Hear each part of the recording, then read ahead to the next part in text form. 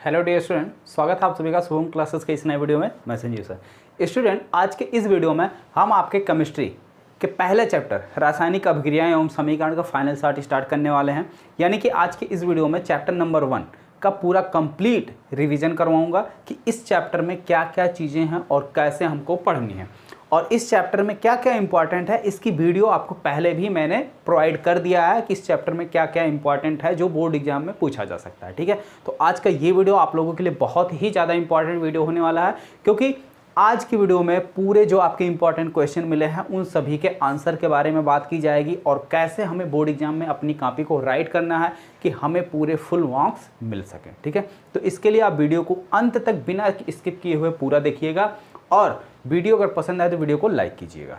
चलिए student, video को start करते हैं। तो सबसे पहले हम बात करते हैं चैप्टर नंबर 1 रासायनिक अभिक्रिया एवं समीकरण की। इसमें सबसे पहले तो ये क्लियर कर लो कि हमें क्या क्या चीज़ें पढ़नी है। ठीक है, तो अगर हम चैप्टर नंबर 1 की बात करें तो ये 5 चीज़ें हमको इस चैप्टर में पढ़नी है। सबसे पहले हमें जानना है रासायनिक समीकरण और उसके बाद रासायनिक अभिक्रिया। रासायनिक अभिक्रिया, ठीक। उसके बाद पढ़ना है रासायनिक अभिक्रियाओं के प्रकार। तो रासायनिक अभिक्रियाएं कितने प्रकार की होती हैं, ये इंपॉर्टेंट क्वेश्चन बताते समय मैंने आपको बताया था कि रासायनिक अभिक्रियाएं कितने प्रकार की होती हैं। तो जरा सभी लोग नीचे कमेंट बॉक्स में कमेंट करके बताओ कि रासायनिक अभिक्रिया कितने प्रकार की होती है। जरा हम भी देखें कि आप लोग जो है, हमने जो इंपॉर्टेंट क्वेश्चन आपको दिए थे, क्या आपने वो सारे क्वेश्चन तैयार किए हैं या नहीं। आगे है उदासीनीकरण। तो उदासीनीकरण क्या होता है कि जब एक अम्ल और एक क्षार आपस में मिलकर क्या लवण तथा जल बनाते हैं, तो इस प्रकार की अभिक्रिया को हम क्या कहते हैं, उदासीनीकरण कहते हैं। जैसे कोई भी अम्ल ले लो, जैसे मान लो हमने एक अम्ल ले लिया HCl, ठीक है, और एक क्षार ले लिया NaOH, ये हमारा क्या बेस है यानी कि क्षार है। ये दोनों रिएक्शन करके हमको क्या दे देंगे,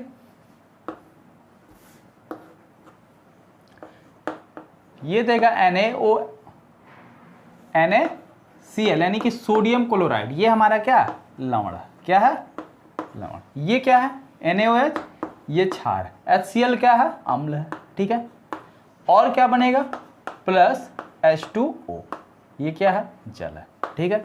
तो क्या मिला कि एक अम्ल और एक क्षार आपस में संयोग करके या क्रिया करके जब लवण और जल बनाते हैं, तो इस प्रकार की अभिक्रिया को हम क्या कहते हैं, उदासीनीकरण। दोस्तों, जैसा आप सभी का एग्जाम आपके नज़दीक है तो अनअकैडमी आपके लिए लेकर आए अनअकैडमी आस्क अ डाउट, जिसमें आप अपने सभी विषयों के डाउट बिल्कुल कभी भी कहीं भी पूछ सकते हो। आपको प्ले स्टोर से अनअकैडमी ऐप को डाउनलोड करना है। जैसे ही ऐप को आप डाउनलोड करोगे, वहां पर आपको जाना है आस्क अ डाउट वाले सेक्शन पर, ठीक है। जैसे ही आस्क अ डाउट वाले सेक्शन पर आप जाओगे तो आपको जिस भी सब्जेक्ट में प्रॉब्लम आ रहा है उस सब्जेक्ट का आपको क्वेश्चन अपने गैलरी में सेव कर लेना है और आपको सेलेक्ट कर लेना है, ठीक है। जैसे ही आप क्वेश्चन को सेलेक्ट कर लोगे, फिर आपको एक इंपॉर्टेंट काम करना है कि क्वेश्चन को अच्छे से क्रॉप कर लेना है, जो क्वेश्चन आप पूछ रहे हो, ठीक है।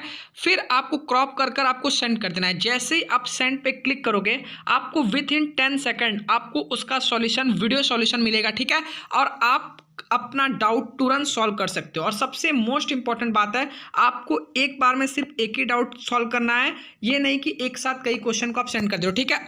और आज आपके पास एक बहुत ही सुनहरा मौका है। जितने भी स्टूडेंट देख रहे हैं, अगर आज आप 10 डाउट अपने पूछते हो तो आपको अनअकैडमी का प्लस सब्सक्रिप्शन बिल्कुल फ्री में मिलेगा। तो जितने भी स्टूडेंट देख रहे हैं, डिस्क्रिप्शन में लिंक है, आप वहां जाकर इसमें अपने डाउट पूछ सकते हो। और वहां पर अगर आपसे कोई भी कोड मांगता है तो शुभम@12 यूज करना, आपको बिल्कुल फ्री में सभी क्लासेस आपके या न्यूट्रलाइजेशन, ठीक है। आगे देखो, आगे बात करें अपचयन तथा उपचयन की। तो अपचयन क्या होता है और उपचयन क्या होता है, ठीक है। उपचयन को एक दूसरे नाम से भी जानते हैं, ऑक्सीकरण। तो जब रिएक्शन में जैसे एक होता अभिकारक और एक होता उत्पाद, ठीक है। तो इधर जो रिएक्ट करते हैं आपस में, ये हमारे अभिकारक हैं, ठीक है। ये क्या है अभिकारक है। और रिएक्शन के बाद जो चीजें बनती हैं वो हमारा क्या कहलाता है, उत्पाद कहलाता है, ठीक है। तो सीधे सीधे अगर हम समझें कि एरो के लेफ्ट साइड में जो होते हैं वो अभिकारक होते हैं, और रिएक्शन के बाद जो हमको मिलता है, ये एरो वाला कॉन्सेप्ट हमेशा वैलिड नहीं है, लेकिन जैसे मैं आपको बता रहा हूँ, ठीक है। तो क्या बनता है इस साइड उत्पाद, ठीक। अब क्या है कि यदि किसी भी तत्व में ऑक्सीजन की कमी, अब पता चला जैसे मान लो यानी कि रिएक्टेंट अगर हम ले लें CuO, तो इसके साथ में ऑक्सीजन जुड़ा हुआ है, ठीक है, प्लस CuO, इसको हम हाइड्रोजन के साथ क्या कर रहे हैं, रिएक्ट करा दे रहे हैं, तो हमको क्या मिल जा रहा है, मिल जा रहा है Cu और प्लस H2O। अब यहाँ पे हम देख रहे हैं क्या देखने को मिल रहा कि इसके साथ ऑक्सीजन था, लेकिन रिएक्शन के बाद क्या हुआ, ऑक्सीजन हट गया, यानी ऑक्सीजन में कमी आ गई, ठीक है। तो ये हमारा क्या हो गया, अपचयन हो गया, ठीक है। ये रिएक्शन क्या कहलाया, अपचयन, ठीक है। अगर ऐसे ये रिएक्शन क्या हो गया, अपचयन का। इसमें ऑक्सीजन नहीं था, रिएक्शन के बाद उत्पाद में हमको क्या मिल गया, ऑक्सीजन मिल गया, ठीक है। तो ये हो गया हमारा क्या, अपचयन, और ये हो गया ऑक्सीकरण। इसका क्या हुआ, ऑक्सीकरण हो गया, यानी कि उपचयन हो गया, ठीक है। और इन दोनों रिएक्शन को, ऐसा रिएक्शन जिसमें ये दोनों घटनाएं अपचयन और उपचयन की एक साथ पाई जाती हैं, इसको रेडॉक्स अपक्रिया कहते हैं। क्या बोलते हैं, रेडॉक्स अपक्रिया। तो कभी कभी जो है ये पूछा जाता है 1 नंबर में कि रेडॉक्स अपक्रिया क्या है, एग्जाम्पल सहित लिखिए। तो रेडॉक्स अपक्रिया का सबसे सिंपल एग्जाम्पल, ठीक है। तो जब किसी रिएक्शन में अपचयन, ठीक है, और उपचयन यानी कि ऑक्सीकरण की घटना एक साथ साथ होती है, तो उस प्रकार के रिएक्शन को हम क्या कहते हैं, रेडॉक्स अपक्रिया कहते हैं, ठीक है। यहाँ तक बात समझ में आगे क्लियर हो गया। आगे देखो, लास्ट है संक्षारण। संक्षारण क्या होता है, लोहे में जंग लगते हुए देखे हो, लोहे में जंग लगना, या चांदी की वस्तुओं पर एक काली परत का जम जाना, ये सब क्या होता है, संक्षारण के अंदर आते हैं। तो लोहा क्या होता है, ऑक्सीजन के साथ क्रिया कर लेता है, ठीक है, और उस पर क्या होता है, जंग लगने की क्रिया का मतलब क्या होता है, लोहा जो है वातावरण में जो उपस्थित नमी है उसके साथ रिएक्ट कर लेता है, ठीक है। विकृत ग्रंथियां क्या होती है, ये विकृत गंधिता, अगर इसको थोड़ा सा हम स्प्लिट करें तो हमको क्या मिल रहा, विकृत का मतलब बिगड़ा हुआ, विकृत का मतलब क्या हुआ, बिगड़ा हुआ। गंधिता का मतलब हो गया स्मेल, यानी जब तेल या वसा में बनी हुई वस्तुओं की स्मेल में चेंजेज आ जाए या स्मेल में बदलाव आ जाए, ठीक है, यानी अजीब प्रकार की स्मेल। पहले शादी ब्याह में अच्छे खासे तेल और वसा में पकवान बनते हैं, लेकिन वो जब बनते हैं ताज़े रहते हैं तो उसकी सुगंध यानी कि उसकी खुशबू एक अलग प्रकार की होती है, लेकिन उसको कुछ समय के लिए अगर रख दिया जाए, कुछ समय के बाद तो उसमें से स्मेल आने लगती है, यानी गंध आने लगती है, ठीक है। तो यानी वो जो है बेकार हो जाता है, यानी सड़, जिसको बोलते हो कि ये बेकार हो गया या सड़ गया, जो भी कुछ बोल लो, ठीक है। तो उसकी स्मेल में क्या हो गया, परिवर्तन आ गया, यानी चेंजेज आ गया, ठीक है। तो इसको हम क्या बोलेंगे, विकृत गंधिता, ठीक है। तो यहीं से क्लियर करो, विकृत का मतलब होता है बिगड़ा हुआ, गंधिता का मतलब हो गया उसकी सुगंध यानी कि उसकी खुशबू में चेंज हो जाना, बदलाव आ जाना, क्या कहलाता है, विकृत गंधिता कहलाता है, ठीक है। ये चीज़ क्लियर हो गया। तो देखिए ये इतनी चीज़ें तो आपको क्लियर हो गई। अब बात करते हैं इन दोनों चीज़ की, ठीक है। तो रासायनिक अपक्रिया, जैसे जब जैसे मान लो यही एक लिखा गया है, ठीक है, अम्ल तथा क्षार, ठीक है, ये क्या है, हाइड्रोक्लोरिक, ये क्या है, सोडियम हाइड्रोक्साइड, ठीक है। हाइड्रोक्लोरिक और सोडियम हाइड्रोक्साइड को एक साथ मिलाने पर सोडियम क्लोराइड और पानी बनता है, ठीक है। तो ये हो गया हमारा स्टेटमेंट।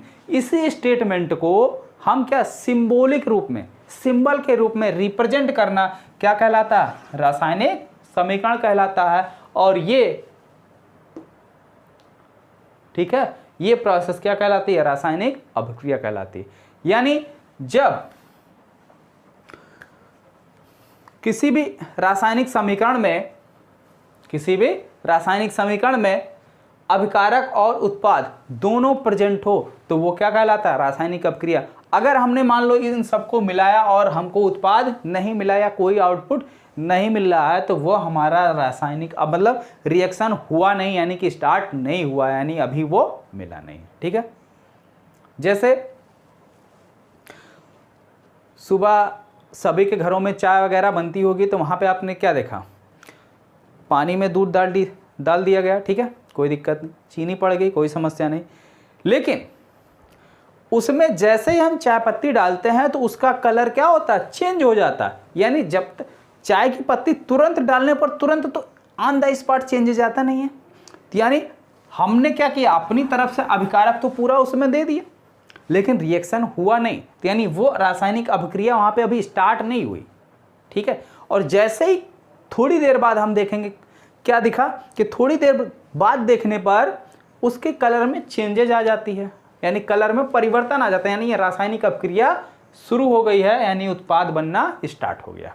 और ये एक प्रकार का आपका रासायनिक समीकरण, लेकिन किसके अंतर्गत आता है? रासायनिक अभिक्रियाएं कितने प्रकार की होती हैं? 4 प्रकार की होती हैं। कितने प्रकार की? 4 प्रकार की, ठीक है।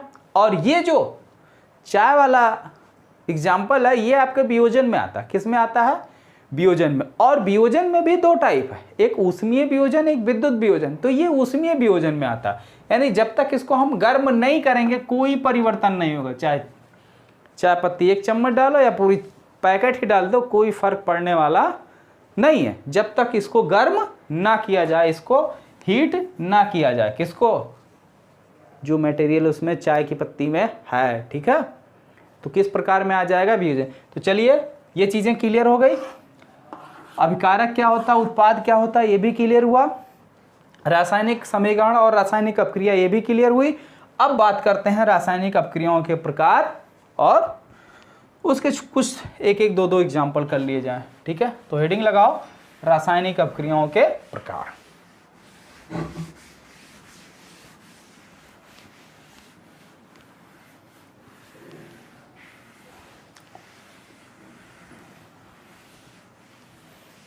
रासायनिक अपक्रिया को रिप्रेजेंट करने के लिए या रासायनिक समीकरण लिखने के लिए आपको तत्वों के जो है रासायनिक नाम याद होने चाहिए। जैसे सोडियम की बात करें तो उसकी Na है, क्लोरीन की बात हो तो Cl, ठीक है। तो उसका सिंबल हमको पता होना चाहिए। तो ये सारी चीज़ें तो आई होप आप सबको पता ही होगा। हाँ, एक और सबसे इंपॉर्टेंट चीज़ होती है रासायनिक समीकरण को संतुलित करना या उसको बैलेंस कैसे करते हैं, उसको सबसे पहले बैलेंस करना। देखो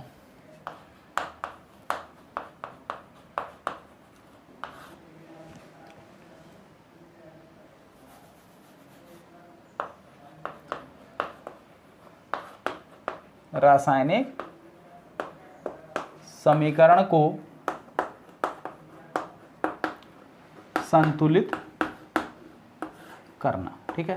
तो देखो भाई, रासायनिक समीकरण को संतुलित कैसे किया जाता है। सबसे पहला कंडीशन तो हमको ये आना चाहिए, कोई एक बिगड़ा हुआ हम रासायनिक समीकरण ले लेते हैं और उसको जो है संतुलित करते हैं, ठीक है।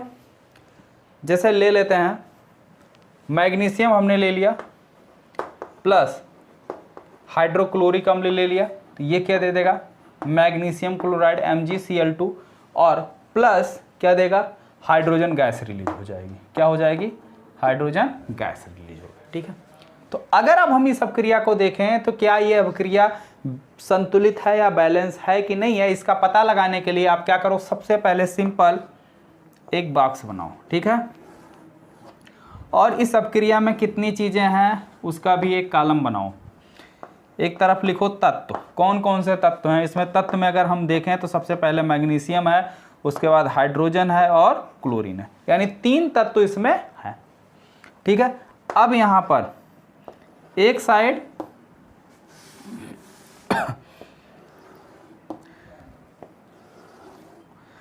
साइड बनाओ अभिकारक में इनकी संख्या, ठीक है। अभिकारक में इनकी संख्या और दूसरा उत्पाद में इनकी संख्या। तो अगर हम मैग्नीशियम का अभिकारक में संख्या देखें तो कितना है? 1। उत्पाद में देखें कितना मैग्नीशियम है? 1। यानी मैग्नीशियम बैलेंस है, मैग्नीशियम में कोई छेड़छाड़ नहीं करनी है, कोई छेड़खानी नहीं करनी है। दूसरी चीज हाइड्रोजन को देखें, हाइड्रोजन यहाँ पे 1, हाइड्रोजन यहाँ पे 2, यानी हाइड्रोजन में हमें छेड़छाड़ करना है या छेड़खानी करनी है, हाइड्रोजन बैलेंस नहीं है, ठीक है। इसको चेक कर लो, क्लोरीन यहाँ 1 है और यहाँ पे 2। तो यानी दो चीजें हमको ऐसी मिली जिसमें हमें क्या करना है, चेंजेस करना है। तो जिसमें परिवर्तन करना है उसको एक बड़े बॉक्स में बंद कर दो, दूसरा स्टेप है। ठीक है,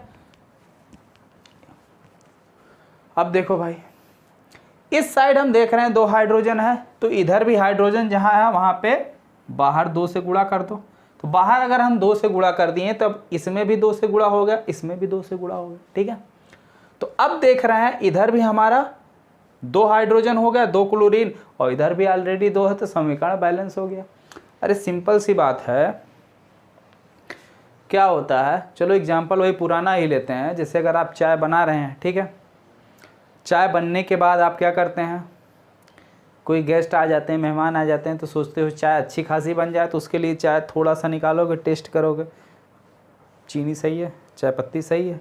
तो अगर मीठी कम है तो और चीनी डाल दिए, या ज़्यादा मीठी हो गई थोड़ा दूध और डाल दिए। ठीक है, तो क्या हो रहा, उसको बैलेंस कर रहे हैं ना, उसके टेस्ट को बैलेंस कर रहे हैं। तो उसी तरीके से यहाँ पे हमें रासायनिक समीकरण दिया हुआ है या रासायनिक अपक्रियाएं, उनको भी बैलेंस करना जरूरी है। अगर आप बैलेंस नहीं करेंगे तो फिर काम नहीं बनेगा, यानी वो एग्जाम में बिना बैलेंस किया हुआ रिएक्शन लिखेंगे तो जो है नंबर आपको मिलेगा नहीं, कट जाएगा।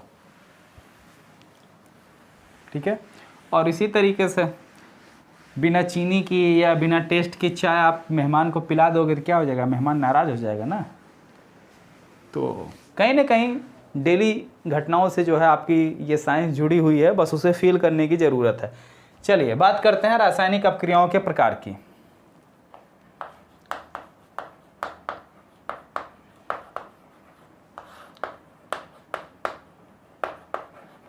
रासायनिक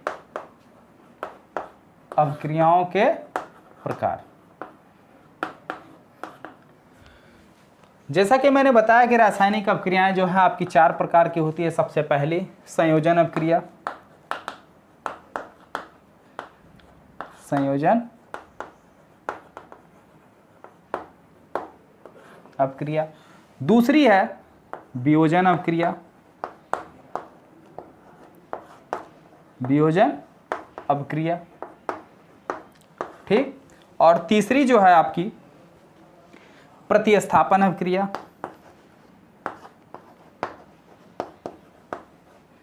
प्रतिस्थापन अपक्रिया।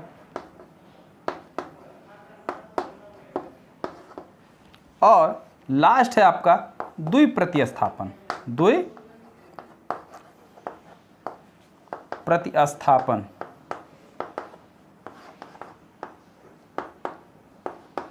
द्विप्रतिस्थापन अपक्रिया। ठीक, अब अगर हम संयोजन अपक्रिया की बात करें तो संयोजन अपक्रिया में क्या होता है, जब अभिकारक, ठीक है, अभिकारक में तत्व तो आपस में जुड़कर एक नया उत्पाद बनाते हैं, यानी वो दोनों आपस में जुड़ जाते हैं। यानी जब रासायनिक अपक्रिया में अभिकारक जितने भी हों, ठीक है, एक या दो से अधिक तत्व, अभिकारक की बात मैं कर रहा हूं, अभिकारक वाले पक्ष में जुड़कर एक नया उत्पाद बनाते हैं, तो इस प्रकार की अपक्रिया को हम क्या कहते हैं, संयोजन अपक्रिया कहते हैं। जैसे एग्जाम्पल के तौर पर आप हम ले सकते हैं, जैसे हमने ले लिया Na+Cl, ठीक है, Na+Cl। हालांकि Cl जो है आपका Cl फॉर्म में होता नहीं है, तो यानी इसको हम लेंगे Cl2, Na+Cl2। तो अब ये क्या देगा भाई, NaCl देगा, सोडियम क्लोराइड देगा। यहाँ पे 2 अलग अलग तत्व थे, आपस में मिलकर एक हो गए, अपक्रिया के पश्चात मिलकर क्या हो गए, एक हो गए, तो यानी ये जुड़ गए। ठीक है, तो ये क्या हो गए, जुड़ गए। अब जुड़ तो गए हैं, क्या बैलेंस है, फिर वही कहानी, बैलेंस करो। तो बैलेंस करने के लिए हमने क्या किया, सबसे पहले एक बॉक्स बनाया, एक तरफ तत्व लिखे, अभिकारक और उत्पाद। तो अभिकारक में तत्व की कितनी संख्या है, उत्पाद में कितनी है, वो लिखो, पता चल जाएगा बैलेंस है कि नहीं है। तो अगर हम लिख के देखें तो सोडियम 1 बैलेंस है, कोई दिक्कत नहीं। क्लोरीन इधर 2 है, उधर क्लोरीन 1 है, बैलेंस नहीं है, यानी इधर हम 2 से गुणा कर दे रहे हैं। तो अगर हम 2 से गुणा कर दिए तो इधर सोडियम के साथ साथ क्लोरीन भी 2 हो गया, सोडियम के साथ क्लोरीन के साथ साथ सोडियम भी 2 हो गया, तो यहाँ सोडियम 1 ही है, तो इधर भी हमें 2 से गुणा करना पड़ेगा। अब ये बैलेंस हो गया, ये क्या हो गया, अब जाके बैलेंस हुआ। ठीक है, तो इस तरीके से उसकी परिभाषा के साथ साथ एक एग्जाम्पल लिखना जरूरी है, और एग्जाम्पल जो होना चाहिए वो क्या होना चाहिए, संतुलित होना चाहिए। ठीक है, और परिभाषा क्या लिखेंगे आप, संयोजन अपक्रिया वह अपक्रिया है जिसमें दो या दो से अधिक प्रकार के पदार्थ के अणु परस्पर जुड़कर, ठीक है, एक ही पदार्थ या एक ही अणु बनाते हैं, संयोजन अपक्रिया कहलाती है। वियोजन में इसका जस्ट उल्टा, जब कोई यौगिक अपने अलग अलग तत्वों अथवा छोटे छोटे सरल यौगिकों में टूट जाता है तो इस प्रकार की अपक्रिया को हम कहते हैं वियोजन अपक्रिया। और ये भाई आपकी वियोजन अपक्रिया दो प्रकार की होती है। वियोजन अपक्रिया आपकी क्या होती है, दो प्रकार की होती है, जिसमें सबसे पहला है ऊष्मीय वियोजन। पहला ऊष्मीय वियोजन।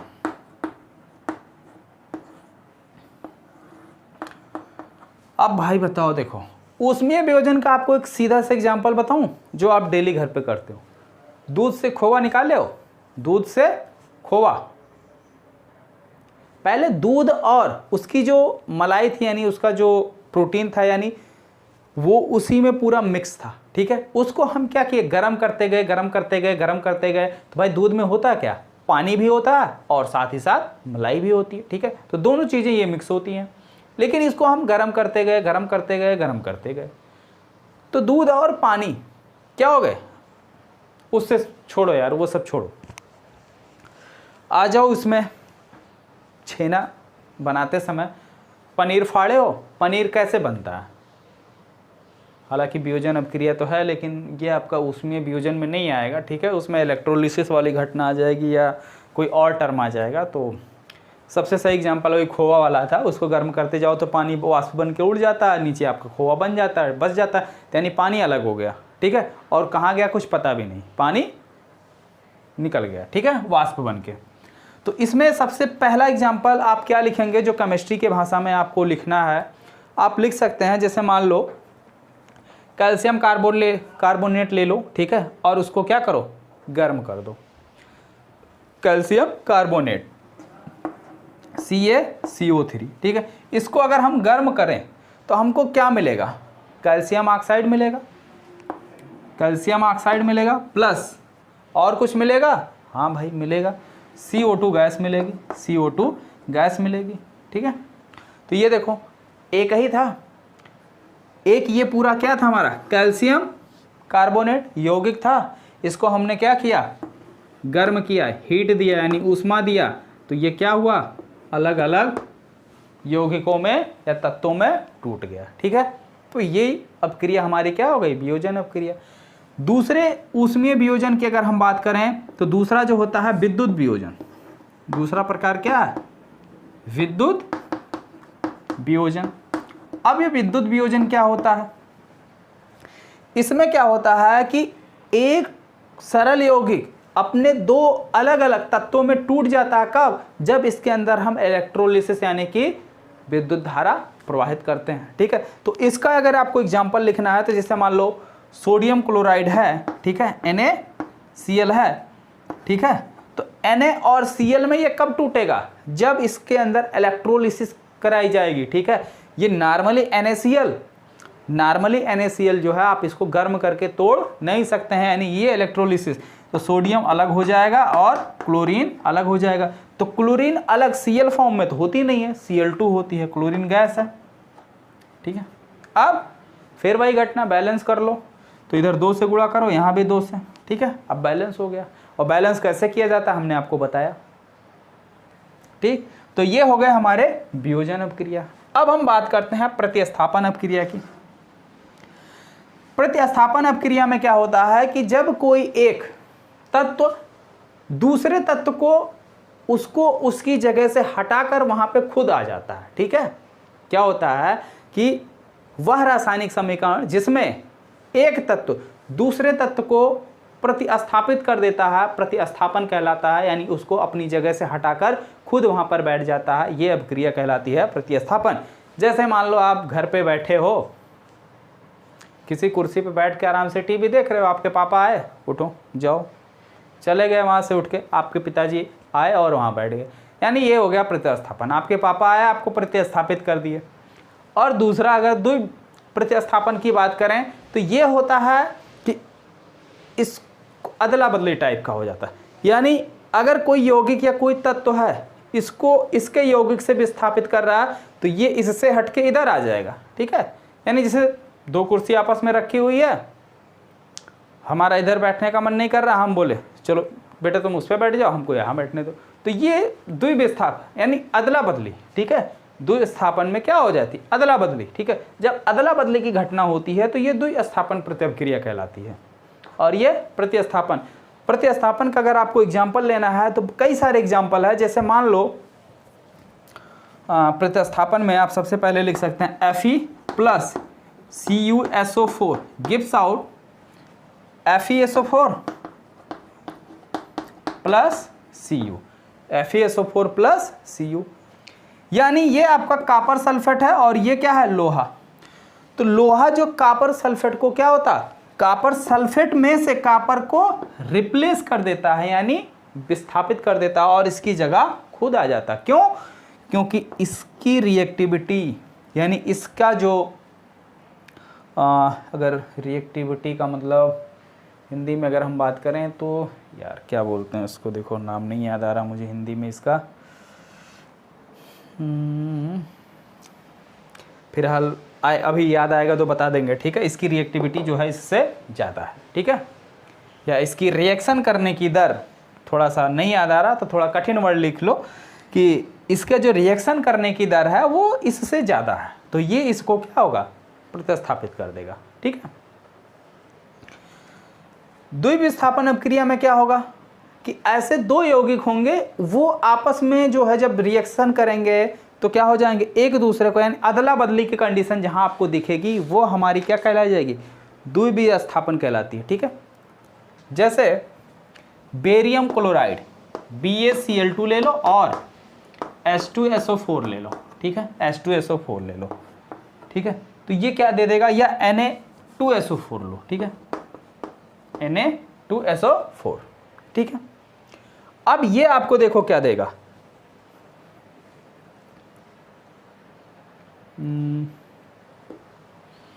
दे देगा आपको BaSO4 प्लस NaCl, ठीक है। अब देखो भाई बेरियम क्लोराइड BaCl2 होता है, ठीक है। अब ध्यान से देखो, ये एक यौगिक है और एक यौगिक ये है, इसका बेरियम इसको हटा के इसकी जगह पे आ गया, सोडियम की जगह पे बेरियम आ गया, ठीक है, और इसकी जगह पे यहाँ पे जो Va है, इस Va की जगह हमारा सोडियम आ गया। हालांकि रिएक्शन तो पूरा हो गया। अब देख लो क्या बैलेंस है, यहाँ पे सोडियम 2 है तो यहाँ भी 2, क्लोरीन यहाँ 2 है, यहाँ भी 2 है, अब ये बैलेंस हो गया। अब ये क्या हो गया, बैलेंस हो गया, ठीक है। तो ये चीज़ें आपको समझ में आई। अब इसमें आप चाहे एक एक एग्जाम्पल देते जाओ एग्जाम में, चाहे 10-10 एग्जाम्पल देते जाओ, वो आपकी मर्जी, ठीक है। तो ये जो है विस्तृत उत्तरीय का क्वेश्चन है, ठीक है, ये विस्तृत उत्तरीय का क्वेश्चन है। अगर पूछा जाएगा तो विस्तृत उत्तरीय में पूछा जाएगा ये क्वेश्चन, और ये 4 प्रकार के होते हैं। इसकी परिभाषा लिखने के साथ साथ एक एक एग्जाम्पल देते हुए चले जाओ, ये आपका कंप्लीट हो गया, ठीक है। तो ये कुछ रिएक्शन थे जो आपके चैप्टर नंबर 1 से रिलेटेड थे, चैप्टर नंबर 1 से इंपॉर्टेंट सारे क्वेश्चन थे। तो आज के इस वीडियो में ये आपका चैप्टर नंबर 1 पूरी तरीके से कंप्लीट हो गया। अब अगर किसी को चैप्टर नंबर 1 से कोई डाउट हो या कोई प्रॉब्लम हो, कोई चीज़ पूछना हो, तो वो नीचे कमेंट बॉक्स में कमेंट करके पूछ सकता है, ठीक है। और आई होप आप सभी को ये वीडियो पसंद आया होगा, तो सभी लोग वीडियो को लाइक कर दीजिए और अपने दोस्तों में भी अधिक से अधिक शेयर कर दीजिए। मिलते हैं फिर नेक्स्ट वीडियो में चैप्टर नंबर 2 के फाइनल शॉट के साथ। Okay student.